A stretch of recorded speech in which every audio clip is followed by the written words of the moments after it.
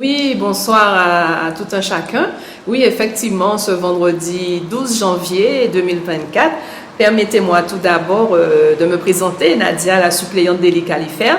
Et également, je profite de l'occasion pour vous souhaiter une meilleure année, une très bonne année 2024 et surtout la santé, beaucoup de courage pour pouvoir travailler justement pour notre pays, la Guadeloupe.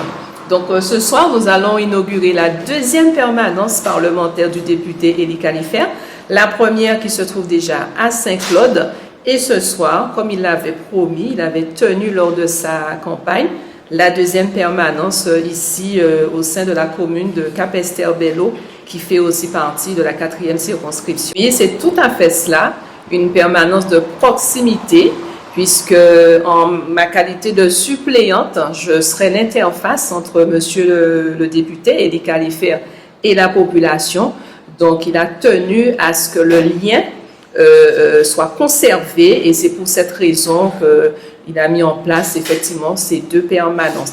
Donc nous avons la permanence sur Saint-Claude pour les habitants qui sont un peu plus sur la Basse-Terre et les habitants qui sont un peu plus proches de Capesterre, eh bien, ont la possibilité de venir au sein de Capesterre-Belle-Eau. Alors ce soir, nous allons effectivement effectuer l'inauguration.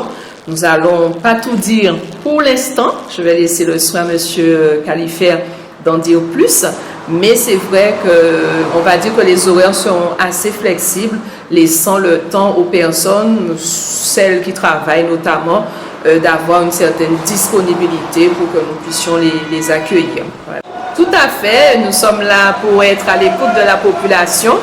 Bien sûr, lorsque le député sera amené à être à l'Assemblée, parce qu'il parle souvent au niveau de l'Assemblée nationale, mais la population pourra me contacter, lui envoyer un mail ou me contacter, et je ferai le lien, je ferai le relais, et puis à son retour au pays, s'il doit recevoir la population, ça sera chose faite.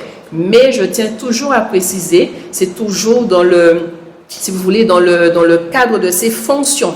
Il ne peut pas faire au-delà de ses fonctions dès que cela se délimite dans sa fonction de député.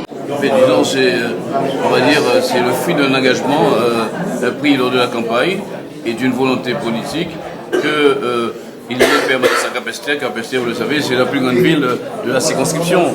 Je suis de Saint-Claude. Ma suppléante est de Capesterre. Il fallait que Capesterre ait, disons, une porte pour recevoir les députés. Ça me permet aussi d'être tout près de Goyave et de Petit-Beau. Il y a des gens qui veulent nous voir de partout. Donc un engagement pris, une présence aussi du parlementaire, car le parlementaire doit être sur le terrain.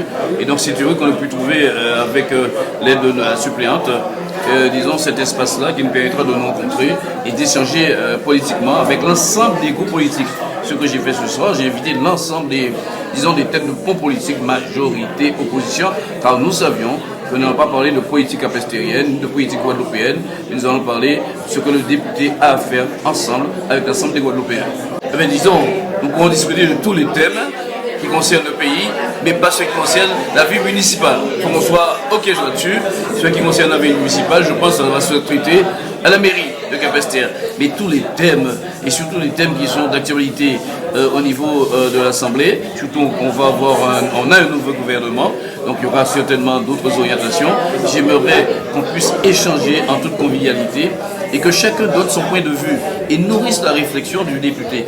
Car le député ne connaît pas tout, il représente le peuple et je pense qu'il est nécessaire qu'il se ressource, qu'il se sustente toujours, tout le temps, des impressions, des points de vue de la population et du peuple lui-même.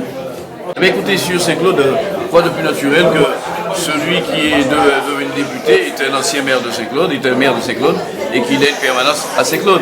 Et à Saint-Claude, bien sûr, la problématique sera un peu différente.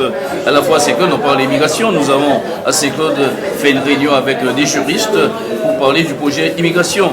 À Saint-Claude encore, nous avons fait une réunion avec des personnes, des camarades, des citoyens de Basse-Terre de Saint-Claude de Bouillante qui étaient là avec nous pour réfléchir sur l'article 55. Vous vous rappelez l'article 55 qui, à la limite, ouvrait la porte à une certaine immigration sortant du pôle européen et du pôle hexagonal. Vous voyez, c'est ce genre de réflexion que nous portons. Et bien sûr, à Saint-Claude, il y a des personnes qui viennent me voir pour parler de ce qui concerne un peu la vie de la commune de Séclone, parce qu'elles sont toujours un peu, on va dire, pour elles, je suis toujours un peu un des responsables de la ville de Séclone. Mais nous débattons de sujets et je pense que c'est ce qui nous intéresse. Être dans la proximité, je vais toujours étudier dans la proximité, dans l'échange avec l'ensemble des citoyens et d'entendre la population. Seulement, c'est non seulement la proximité avec Capesterre, mais c'est aussi une manière pour moi de m'ouvrir sur les autres circonscriptions, car à Capesterre, je peux recevoir des personnes qui sont non loin. Et quand je sors de Paris, je m'arrête à Capesterre, je reçois du monde parce qu'on a pris les rendez-vous avant. L'idée pour moi, et je le fais depuis tantôt, c'est d'être au plus près de la population et tenter d'accompagner les personnes là où elles ont des difficultés.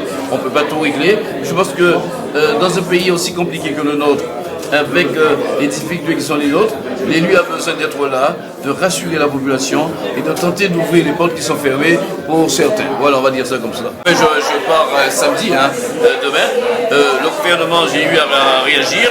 On m'a sollicité avant, alors que Gabriel Attal était élu. J'ai dit que était nommé, j'attendais la constitution du gouvernement. Gabriel Attal, si on sait qu'il sort de ma famille politique, on va dire. Il sort de ma famille politique. Et quand on regarde le gouvernement, il y a 7 élus venant de l'UMP, 7 ministres sur les 12, je crois, venant de l'UMP et du RPR. Ça donne un signe.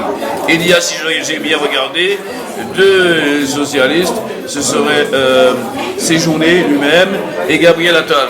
Vous voyez, il y a quand même un déséquilibre. Ça laisse augurer quel type de politique serait menée par le président de la République. Mais notre mission de parlementaires, c'est agir pour que les décisions soient les moins brutales en direction de la population. Car, quand vous savez, je ne vous apprends rien, on a dû se battre pour qu'il y ait une aide à la fin de l'année pour aider les personnes les plus en difficulté. On a dû se battre aussi pour faire en sorte qu'il n'y ait pas une pression trop forte sur les petites gens, on va dire. On a dû se battre aussi pour qu'il y ait des repas presque gratuits pour les étudiants. On doit pouvoir comprendre la difficulté de la population, alors que, vous le savez aussi, les grands groupes économiques et financiers ne cessent d'engranger des dividendes. Il faut un équilibre, et à regarder la constitution du gouvernement, on semble aller vers une politique beaucoup plus libérale. Et en plus, vous savez que l'État a décidé de réduire le déficit budgétaire sur une période très courte. Et on peut dire que ça va faire mal s'il n'y a pas une minorité, une opposition qui tire la sonnette d'alarme. Je serai là avec toujours une volonté de ne pas bloquer l'action politique, mais de faire en sorte que l'action politique soit la plus juste et la plus humaine.